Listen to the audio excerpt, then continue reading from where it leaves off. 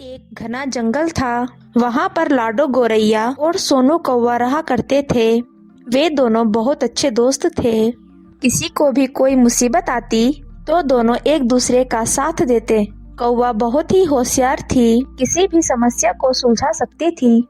एक दिन लाडो और सोनू आसमान में उड़ रहे थे। कहीं एक जगह रूबी कबूतर अपने बच्चों के साथ बहुत उदास बैठी थी। आज तुम दोनों में से एक को चील का आहार बनना ही होगा।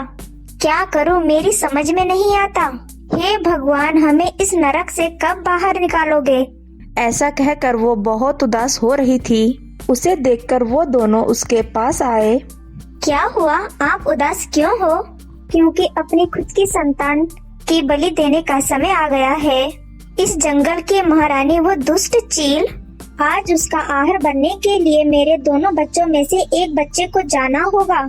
वो एक एक कर सबकी जान ले रही है। आज मेरे बच्चों की बारी है और हालात ऐसे हैं, मैं कुछ नहीं कर सकती। इतनी छोटी बात पर तुम रोने लग गई। इस समस्या का हल मैं तुम्हें बताती हूँ। अपने बच्चे को मत भेजो। दोस्त, क्या तुम सच कह रही हो? अगर वो चील यहाँ पर आ गई तो? वो सब मैं संभाल लूंगी, तुम बस धीरज रखो। दूसरी ओर चील कबूतर की राह देख रही थी। अभी तक मेरा आहार क्यों नहीं आया? लगता है इन पंछियों ने मुझे उल्लू बनाया। अभी इनको देखती हूँ। ए रूबी, क्या तुम आज भूल गई हो कि आहार के लिए तुम्हारे बच्चे को मेरे पास आना था? नहीं महारानी, मैं नहीं भूली, पर ये कौवा कोई खबर लेकर आई थी।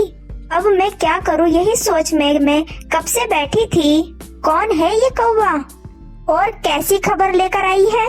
देखिए, हमारी महारानी ने इन्हें आहार बनाने के लिए बुलाया है और लेकर आने को कहा। परंतु आप कौन है? इस पूरे जंगल में मेरे अलावा कोई महारानी नहीं है। ये कौन महारानी है? तुम महारानी को नहीं जानती?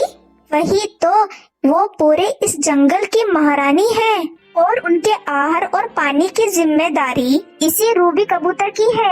अगर कोई इसके आड़े आया तो समझो अपनी जान गंवा देगा। क्या कहा? मेरी बराबरी में कोई आया है? आज दूध का दूध और पानी का पानी होगा। कौन है तुम्हारी महारानी? उसका मैं अंजाम देखती हूँ। हाँ, बिल्कुल मिलाऊंगी। तुम मेरे साथ चलो। कौवा चील को एक कुएं के पास ले गई। वो देखिए तो जरा, हमारी महारानी इस कुएं के अंदर है। अच्छा, तो तुम महारानी हो?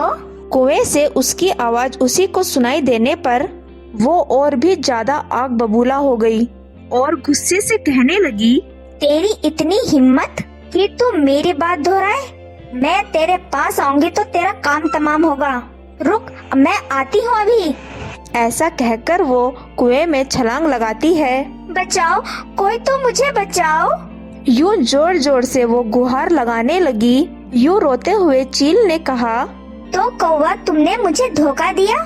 अगर मुझे कुछ हो जाएगा तो मेरे बच्चों का क्या होगा? कृपया करो और मुझे बचा लो। कौवे को उस पर दया आई और उसने उसे बचा लिया।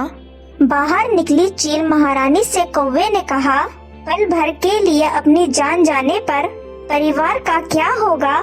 इस सोच ने तुम्हें घबरा दिया था। तुम्हारी वजह से कई माँ लोगों ने अपने बच्चों को खोया है। तुम्हारी हैवानियत की वजह से कई जाने चली गयी। सभी तुम्हारी तरह माँ हैं। क्या माँ की ममता उनमें नहीं होगी? तुम्हारी वजह से अपने बच्चों को खोने के बाद माँ कैसे नरक का अनुभव कर रही है, इस बात का अंदाजा भी है तुम्हें?